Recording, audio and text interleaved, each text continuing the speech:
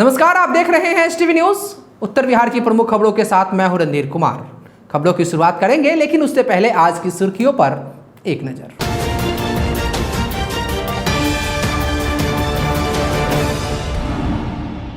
Filaria उन्मूलन कार्यक्रम को सफल बनाने के लिए मोतिहारी समाहरणालय परिसर से जागरूकता रथ को पूर्वी चंपारण जिलाधिकारी ने हरी झंडी दिखाकर किया रवाना।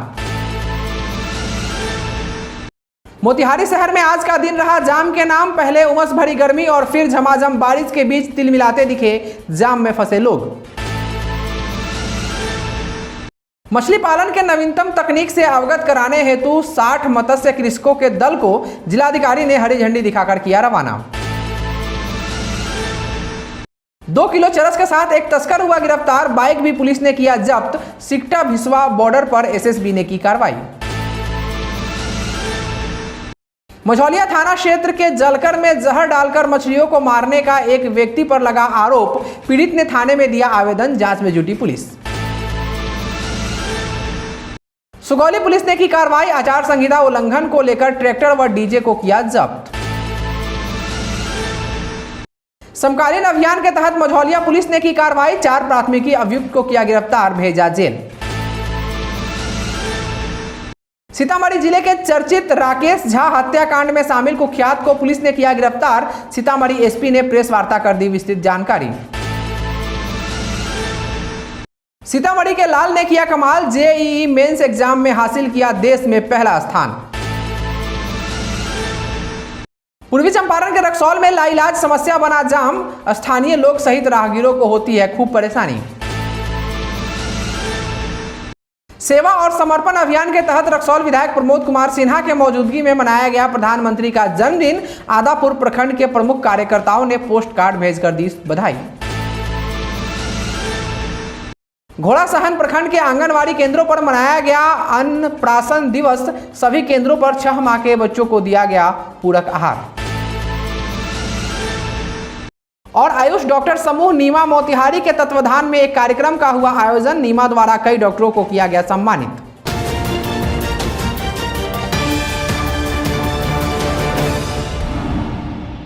फलेरिया उन्मूलन कार्यक्रम को सफल बनाने के लिए पूर्वी चंपारण जिलाधिकारी शीर्षत कपिल अशोक ने आज समाहरणालय परिसर से जागरूकता रथ को हरी झंडी दिखाकर रवाना किया। फलेरिया उन्मूलन कार्यक्रम के तहत डीईसी और अल्बेंडाजोल की खुराक उन्होंने स्वयं ली और जिलावासियों से अपील करते हुए कहा कि फलेरिया से बचाव हेतु डीईसी एवं अल्बेंडाजोल की खुराक आप स्वयं ले ताकि फलेरिया जैसे गंभीर बीमारी से आपको बचाया जा सके।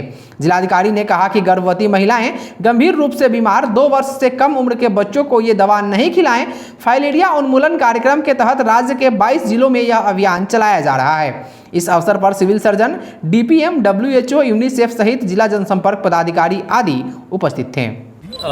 सर्वप्रथम जो है, आज आप सभी लोगों को पता है कि फिलेरिया मुक्त भारत अभियान के तहत जो है यहाँ से जो प्रचार रथ है वो मुक्त किया गया है। और साथ ही जो 2 इम्पॉर्टेंट टैबलेट्स है, अल्बेंडाजोल और डीईसी, जिसको डीईसी के 3 टैबलेट्स और अल्बेंडाजोल का 1 च्यूएबल टैबलेट जो भरे पेट खाना है वो हमने खा लिया। लेकिन यहाँ पे 3 व्यक्तियों को जो है सावधानी बरतनी होगी। एक तो गर्भवती महिला है जो टर्मिनली इल है ऐसे ये, और 2 साल से छोटे बच्चे जो है, इन लोगों को जो है इस दवाई को नहीं देना है। लेकिन फलेरिया युक्त बीमारी को मुक्त करने के लिए ये दोनों दवाई डीईसी और अल्बेंडाजोल जरूर आप लें।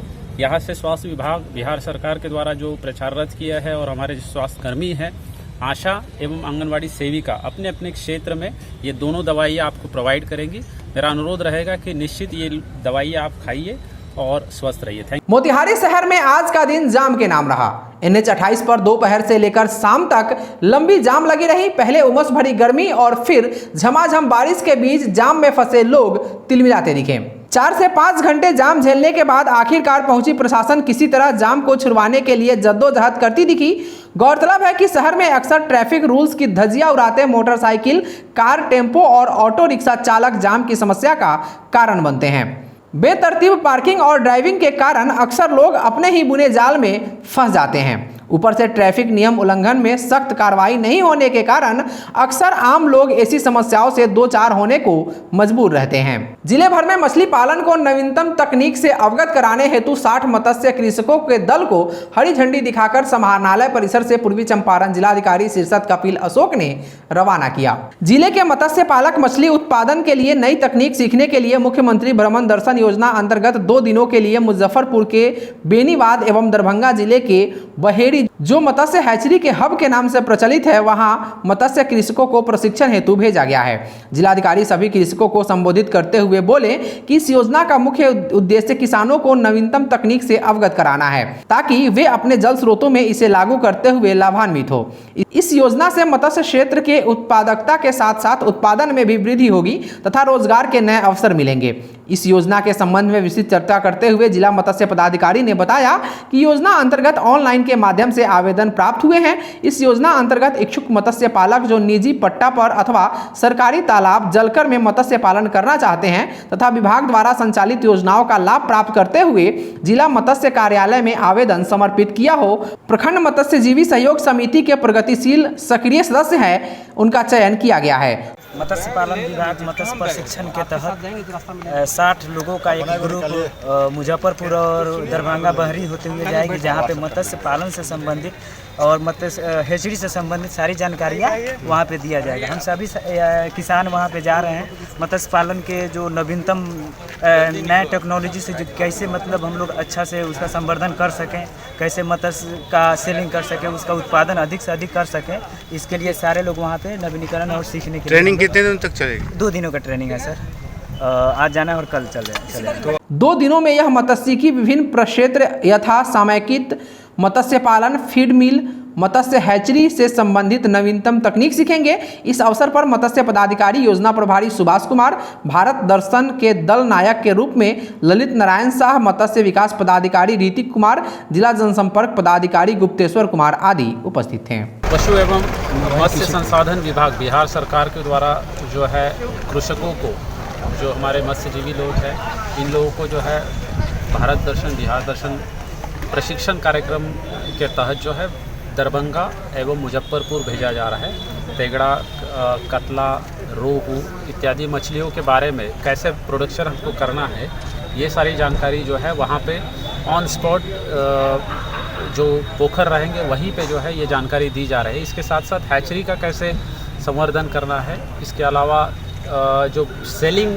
किस तरीके से किया जाना चाहिए, प्रोसेसिंग मछलियों का किस तरीके से किया जाना चाहिए, ये जो बेस्ट फार्मर्स है मत्स्य के क्षेत्र में, उनके द्वारा जो है इन लोगों को ओरिएंटेशन दिया जाएगा।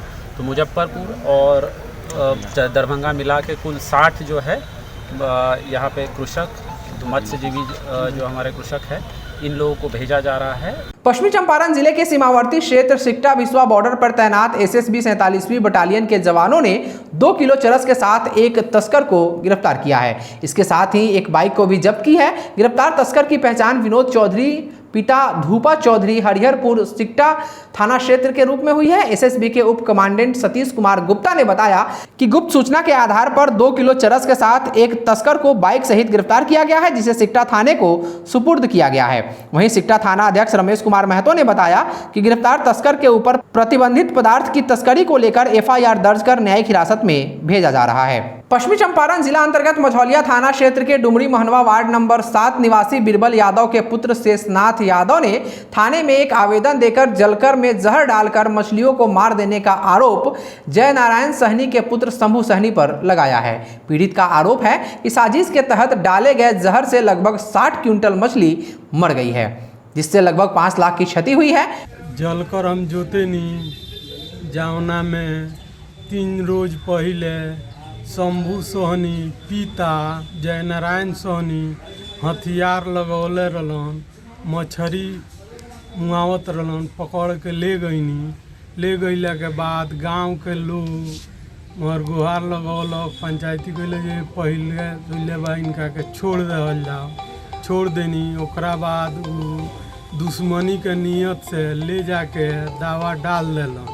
दावा डालला के बाद हम भोरे गईनी काल नदी पर, तो लमसम उनमें 5 लाख से ऊपर के हमार मछली मर के नुकसान हो गई रहे। इस बाबत मझौलिया थाना अध्यक्ष अशोक कुमार ने बताया कि मामले की जांच शुरू कर दी गई है। जांचों उपरांत दोषी के विरुद्ध उचित कानूनी कार्रवाई की जाएगी। आचार संहिता उल्लंघन करने को लेकर सुगौली पुलिस ने ट्रैक्टर सहित डीजे साउंड को थाना क्षेत्र के छपवा चौक से जब्त किया है। जानकारी के अनुसार एसआई सुनील कुमार तिवारी पुलिस बल के साथ गश्ती पर निकले हुए थे। इसी दौरान थाना क्षेत्र के छपवा चौक पर प्रतिमा विसर्जन को लेकर ट्रैक्टर पर लदी डीजे साउंड बज रहा था और लोगों की भीड़ जमा हो गई थी। हालांकि क्षेत्र में पंचायत चुनाव को लेकर आचार संहिता लागू हुआ है। ऐसे में बिना परमिशन का हुजूम का जमा होना नियम का उल्लंघन करना है। जिसके बाद पुलिस ने एक ट्रैक्टर, एक जनरेटर, डीजे साउंड व अन्य सामग्री को जब्त कर लिया। थाना अध्यक्ष विवेक जायसवाल ने बताया कि केस दर्ज कर ट्रैक्टर मालिक व डीजे साउंड मालिक पर कार्रवाई की गई है। समकालीन अभियान के तहत मझौलिया थाना अध्यक्ष अशोक कुमार के नेतृत्व में छापेमारी करते हुए पुलिस ने थाना क्षेत्र के चर्चित हत्याकांड के प्राथमिकी अभियुक्त बहुअरवा चैनपुर निवासी वासुदेव शाह के पुत्र छोटेलाल शाह को गिरफ्तार कर जेल भेज दिया है। थाना अध्यक्ष ने बताया कि जेल भेजा गया आरोपी हत्या का नामजद अभियुक्त है। उन्होंने बताया कि बसरा दंगा कांड में नामजद अभियुक्त बसरा वार्ड नंबर 3 निवासी नगीना शाह के पुत्र राजेश कुमार को भी गिरफ्तार कर जेल भेजा गया है। साथ ही आर्म्स एक्ट का नामजद अभियुक्त पहाड़पुर थाना क्षेत्र के नोनिया ढाब टोला निवासी मुकेश सहनी के पुत्र सूरज सहनी को भी पुलिस ने गिरफ्तार कर जेल भेज दिया है। वहीं मझौलिया थाना कांड संख्या 518/2020 के प्राथमिकी अभियुक्त थाना क्षेत्र के धोकड़ाहा निवासी याकूब अंसारी के पुत्र जुबेर अहमद को गिरफ्तार कर जेल भेजा गया है। थाना अध्यक्ष ने बताया कि परसा वार्ड नंबर 12 निवासी गजानंद ठाकुर के पुत्र रूपेश कुमार के आवेदन पर प्राथमिकी दर्ज करते हुए पुलिस ने उक्त कार्रवाई की है। उन्होंने बताया कि जेल भेजे गए अभियुक्त पर मारपीट कर 1 लाख से अधिक रुपए छीनने का आरोप है। छापेमारी दल में अनुसंधान प्रभारी अशोक शाह, एएसआई सुधांशु शेखर सिंह, संजय कुमार, योगेंद्र प्रसाद आदि भी दल बल के साथ शामिल थे। मामला ये है कि हम लोग 8 बजे पंप बंद कर रहे थे। 10-12 की संख्या में बाइक से लोग आया लोग और हम लोग को और मेरे स्टाफ को रोक लिया। मेरे पॉकेट में 1,10,935 रुपया था जो छीन लिया। ग्रामीण के सहयोग से हम लोग खदेड़ को उसको पकड़े, जिसमें एक मुजरिम पकड़ाया और 2 बाइक पकड़ाया। छापामारी के क्रम में मझौलिया थाना कांड संख्या 404/19 दिनांक 2/8/19 धारा 392, 402, 414 भादवी एवं 25(1)BA 2635 आर्म्स एक्ट के प्राथमिकी अभियुक्त सूरज सहनी पिता मुखी सहनी साकिम नोनिया ढाब टोला वार्ड नंबर 6 थाना पहाड़पुर जिला पूर्वी चंपारण को गिरफ्तार किया गया है तथा इन्हें न्यायिक हिरासत में भेजा जा रहा है। सीतामढ़ी जिले के चर्चित राकेश झा हत्याकांड में शामिल कुख्यात अमन परासर उर्फ राणा को पुलिस की विशेष टीम ने पटना से गिरफ्तार कर लिया है। गिरफ्तार अपराधी के खिलाफ मुजफ्फरपुर तथा सीतामढ़ी जिले के विभिन्न थानों में 1 दर्जन से अधिक संगीन मामले दर्ज हैं। सीतामढ़ी एसपी हरिकिशोर राय ने अपने कार्यालय कक्ष में रविवार को प्रेस वार्ता कर इस संबंध में विस्तृत जानकारी दी। सुनिए क्या कहा उन्होंने। एक घटना हुई थी बैगनिया थाना में, जिसमें कि एक व्यक्ति राकेश झा जो कि पॉलिटिक्स से भी जुड़े हुए थे, उनकी हत्या हो गई थी बीच बाजार में। उसमें कांड का तो पहले से ही उद्भेदन हो चुका है, लेकिन मेन शूटर जो था वो उसकी गिरफ्तारी अभी बची हुई थी। वो काफ़ी सक्रिय भी है, लंबा चौड़ा उसका अधिक इतिहास भी है। उसकी गिरफ्तारी के लिए लगातार उस समय से छापामारी भी की जा रही थी। उसमें सीतामढ़ी पुलिस ने सफलता हासिल की है। उसके लिए टीम भी बनाई गई थी। तो गिरफ्तार करके पटना से ले आया गया। पटना में एक जगह हाइड आउट उसका पता चला था कि वहाँ छुपा हुआ है, तो यहाँ से टीम भेज करके गिरफ्तारी की गई है। इनका एक गैंग चलता है जो अमन परासर फरहाना जो अपराधी अभी गिरफ्तार हुए हैं। इनका 2016-17 से इनका गैंग काफ़ी एक्टिव है। इनके गैंग में पूर्व में मोलू सिंह नाम का एक अपराधी था और अन्य 3-4 लोग हैं। एक हिमांशु झा भी था जो कि पकड़ के अभी जेल चला गया। अनीश सिंह करके एक अपराधी है। ऐसे करके इनका 5-6 व्यक्तियों का गैंग था। तो 16-17 में इन लोग ने आपराधिक घटना की थी। उसके बाद 17 में इनको गिरफ्तार करके जेल भेज दिया गया था। ये जेल में थे, उसी दौरान इनके एक साथी मोलू सिंह की हत्या हो गई थी यहीं में लोपी में, जिसमें मुकेश सिंह का रोल रहा था। तो ये जेल से निकलने के बाद इन लोग के द्वारा प्लानिंग की गई थी कि उसका बदला लिया जाएगा। तो उसी बदला लेने की बात की सूचना मुकेश सिंह को भी हो गई थी। तो मुकेश सिंह भी इस ताक में थे कि उसका इनके सफल होने के पहले वो इसकी हत्या कर दें। तो पटना में ये फ्लैट लेकर के अकेले ही एकदम सेक्लूडेड वो था। विशेष रूप से लगातार इसमें पुलिस की दबिश बनी हुई थी। तो वो एक तरह से डरा हुआ भी था कि कहीं पुलिस कहीं भी पकड़ लेगी।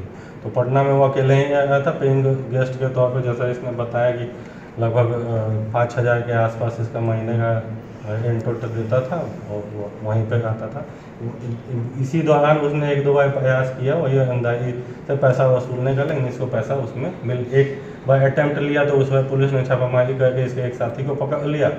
फिर उसके बाद 2 अटेम्प्ट लिया, 2 लोग को धमकी दे रहा था पैसा वसूलने के लिए, लेकिन सीतामढ़ी जिले के बेलाही नीलकंठ निवासी प्रभाकर मिश्रा के पुत्र वैभव ने जेईई मेंस के एग्जाम में पूरे देश में पहला स्थान प्राप्त कर जिले सहित बिहार का नाम रोशन किया है। जानकारी के मुताबिक वैभव की प्रारंभिक शिक्षा सीतामढ़ी जिले से हुई थी। वैभव के स्कूल के डायरेक्टर ने वैभव का मुंह मीठा कराया और बताया कि वैभव पढ़ने में बचपन से ही होनहार था और आज उसकी सफलता में उसके माता पिता का बहुत ही बड़ा योगदान है।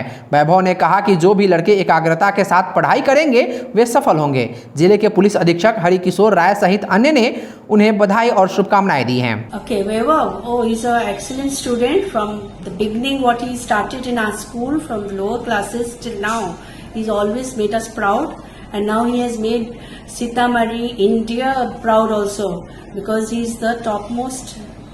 He has scored 300 on 300, and really it is a big example for the other children to learn from him something which nowadays children they don't, but they need to learn from Vaibhav. So really we are proud. We are proud of our school, our country, that we have these type of children in with us who makes us proud and our country proud. सचमुच joint entrance exam में पूरे भारतवर्ष में सर्वोच्च स्थान प्राप्त करना कोई मामूली बात नहीं है। सचमुच सीतामढ़ी के लाल ने कमाल किया है। वैभव को ढेर सारी शुभकामनाएं, उसको, उसके परिवार को, उसके माता पिता को, और साथ ही सीतामढ़ी वासियों की ओर से उनके लिए ढेर सारी शुभकामना कि वे इसी तरह से आगे बढ़ते रहें और एक दिन देश ही नहीं पूरे विश्व में अपने सर्वोच्च झंडा को लहराएं और सीतामढ़ी का नाम ऊपर करें। लास्ट ईयर मैंने 2020 में अपने 11th-12th जो कि सेपरेट मैंने किया, उसके बाद मैंने ड्रॉप लेने की कोशिश का सोचा क्योंकि मैं अपने रिजल्ट से सेटिस्फाइड नहीं था। So that's how I started और वहां से मेरी जर्नी शुरू हुई जहाँ पे मैंने फिर साउथ दिल्ली में एडमिशन लिया और उसके बाद मैं प्रैक्टिस करते रहा। लास्ट टाइम जो कमी हो गई थी उसको मैंने इम्प्रूव करने की कोशिश की।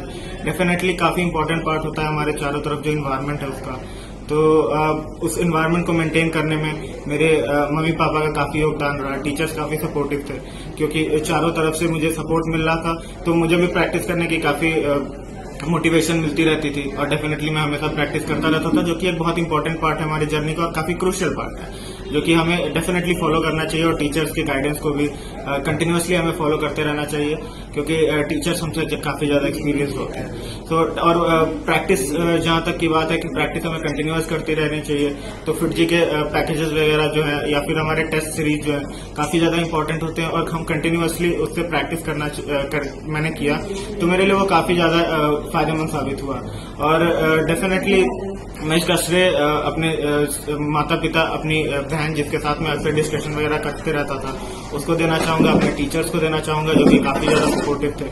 और मैं जो आगे लोग तैयारी कर रहे हैं या फिर जो फ्यूचर एस्पिरेंट्स हैं मैं उनको यही कहना चाहूंगा कि आप प्रोसेस ऑफ इम्प्रूवमेंट से ना डरें, आप कंटिन्यूअस प्रैक्टिस करते रहें और डेफिनेटली आपकी मेहनत का फल प्राप्त होगा। पूर्वी चंपारण के रक्सौल में जाम लगने से यहाँ के व्यवसायियों, आमजनों, स्कूली बच्चों, बीमार मरीजों आदि को लगातार कठिनाइयों का सामना करना पड़ता है। कभी कभी तो लाचार तैनात सुरक्षा कर्मियों के प्रयास के बावजूद भी घंटों घंटों तक जाम से निजात नहीं मिल पाता, जिसकी वजह से स्कूली बच्चों को काफी परेशानी उठानी पड़ती है। साथ ही मरीजों का एम्बुलेंस जाम के कारण निकल नहीं पाता, जिसके कारण कितनों की अकाल मृत्यु भी हो जाती है। कई बार Raxaul chamber of commerce and industries द्वारा स्थानीय प्रशासन को इस लाइलाज संकट से छुटकारा दिलाने के लिए सुझाव दिया गया, परंतु कोई सार्थक प्रयास नहीं किया जा सका है।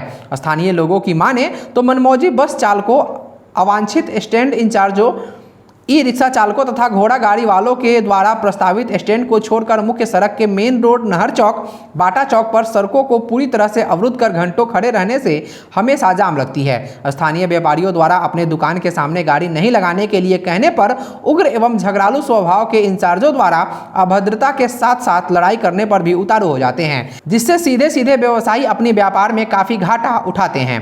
लोग प्रशासन से इस समस्या से निजात दिलाने की मांग की है।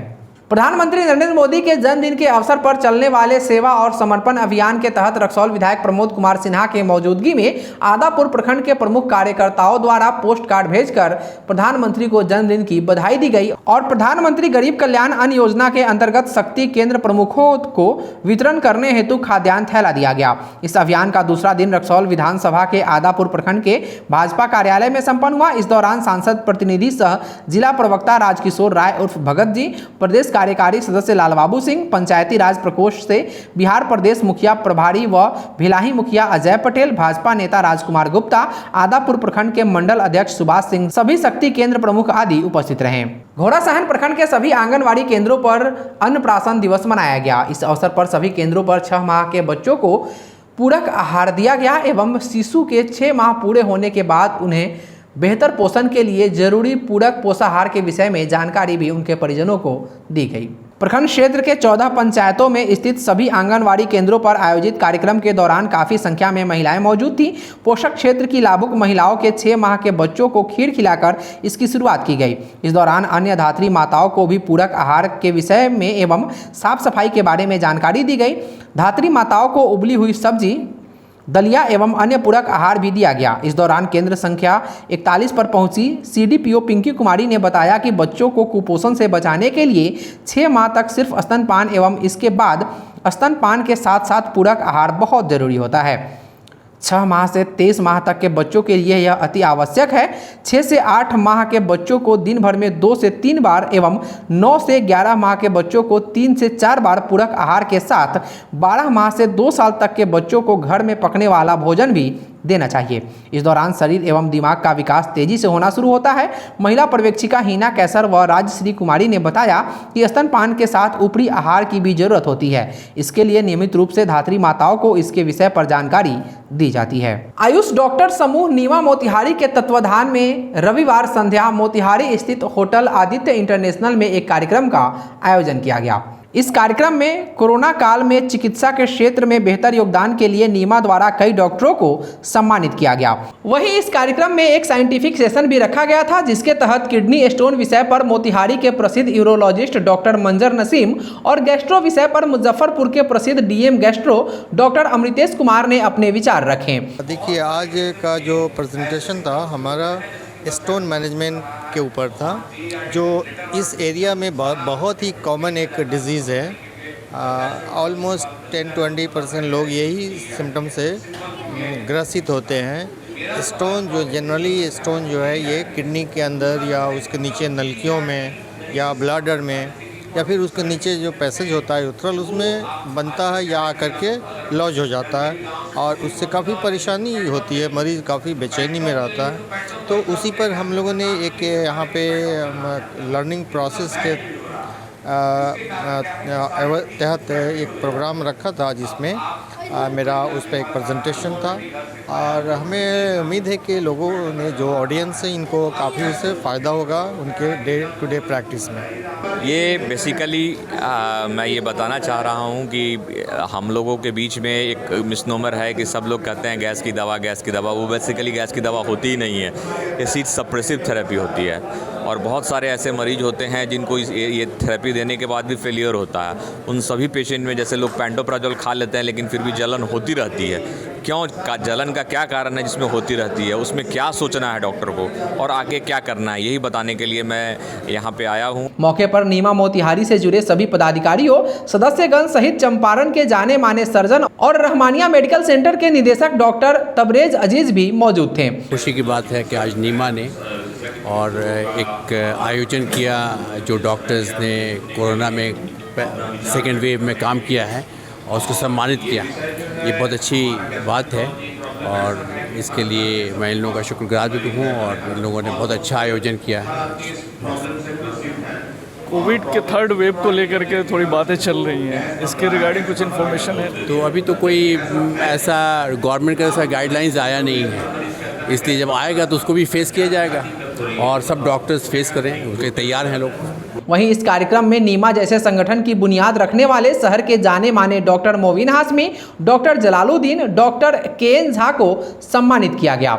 मौके पर चिकित्सक सह नरकटिया विधायक डॉक्टर शमीम अहमद भी मौजूद थे। अभी जो ये प्रोग्राम हुआ, अभी जो महामारी आई कोरोना काल में और पूरे बिहार में बिहार सरकार के सिस्टम वेंटिलेटर पर चले गए थे, तो इन्हीं आयुष डॉक्टर ने यहाँ के लोगों की जान बचाई। तो इस सम्मान समारोह में आकर के उन लोगों को सम्मानित करना, उन लोगों को उत्साहित करना, बहुत ही सारे काम को छोड़ करके आकर के मैं इसको ज़रूरी समझा और आकर के मैंने उत्साहित किया। विधायक डॉक्टर समीम अहमद ने चंपारण के चिकित्सकों को कोरोना योद्धा सम्मान देकर सम्मानित किया। इस दौरान नीमा मोतिहारी के अध्यक्ष डॉक्टर यमयू अख्तर ने STV न्यूज़ को जानकारी दी। इस कार्यक्रम के कामयाबी में हमारे नीमा के सभी चिकित्सकों, खास करके हमारे सचिव doctor Tanveer Alam, treasurer doctor Rajnish Kumar, doctor Faisal Parwaz Khan,